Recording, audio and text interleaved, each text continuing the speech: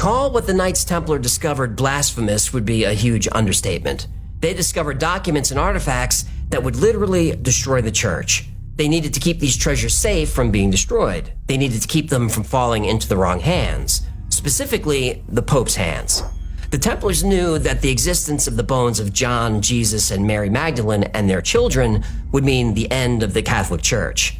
But to rub salt in an already gaping wound, the Templars found something potentially even more threatening to the Church: an alternate belief system.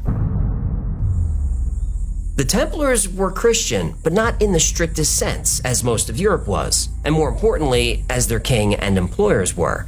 Spreading information contrary to the teachings of the Catholic Church was not only heresy, it was a death sentence. Remember, this was all happening at the time of the Crusades. Religions were at war.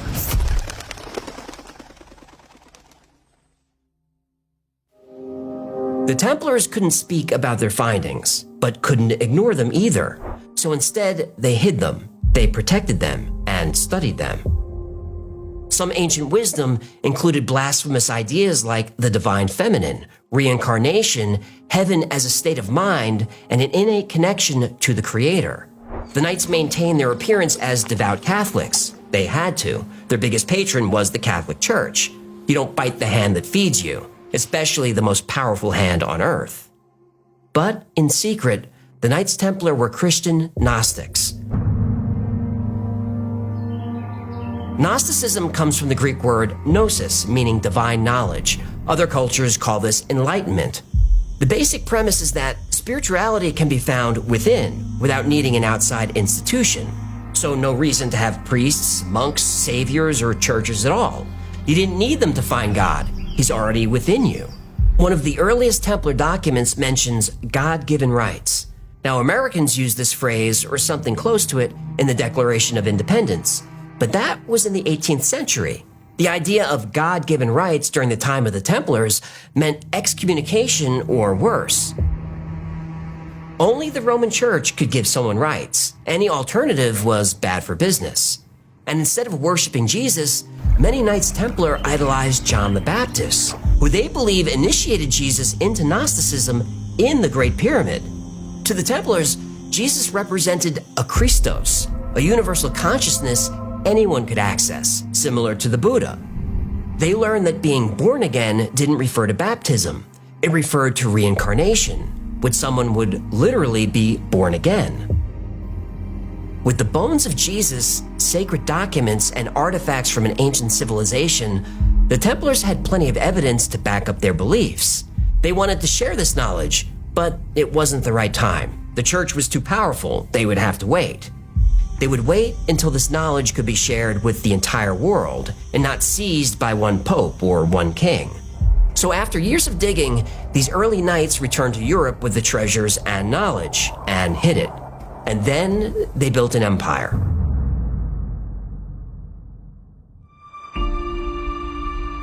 For 200 years, the Knights Templar grew and thrived. Their numbers increased from a handful of soldiers to tens of thousands of men and women. The Catholic Church and Christian lords throughout Europe gave the Knights Templar money, land, and power to help their cause. The Templars created cathedrals, power structures, and systems of democracy. They created the first banking system, a system we still use today. During the Dark Ages, the journey from Europe to Jerusalem was dangerous. Road agents were robbing the pilgrims of everything they had. So the Knights Templar set up locations along the way called commanderies. At any one of these locations, you could deposit your gold in exchange for a note. You then take this note to another commandery and exchange it for gold. And for every transaction, the Knights Templar charged a small fee. It was an ingenious system used by thousands of people for hundreds of years. Over time, those little fees added up. Now, individually, the Knights were poor. When joining, you gave all your wealth to the order. The order then took care of you and all its members. The treasures and knowledge passed from generation to generation, with each Grand Master responsible for their safekeeping. And for those few hundred years, the Knights Templar were extremely successful at distracting the church from their true purpose. A little too successful. Eventually, the Knights Templar had their own armies, their own fleets of ships. They had their own merchants, masons, and farmers. They were independent and self-sustaining. The Knights Templar became the first multinational corporation. They had no need for a king or country. In fact, the opposite happened. The Knights Templar were so wealthy that King Philip of France was borrowing money from them. In the fall of 1307, King Philip IV needed financing for another war.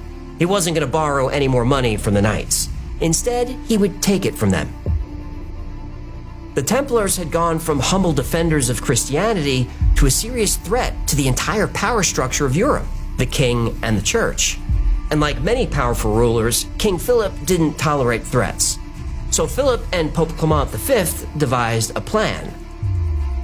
Pope Clement, by the way, was born Raymond Bertrand and was a childhood friend of the king.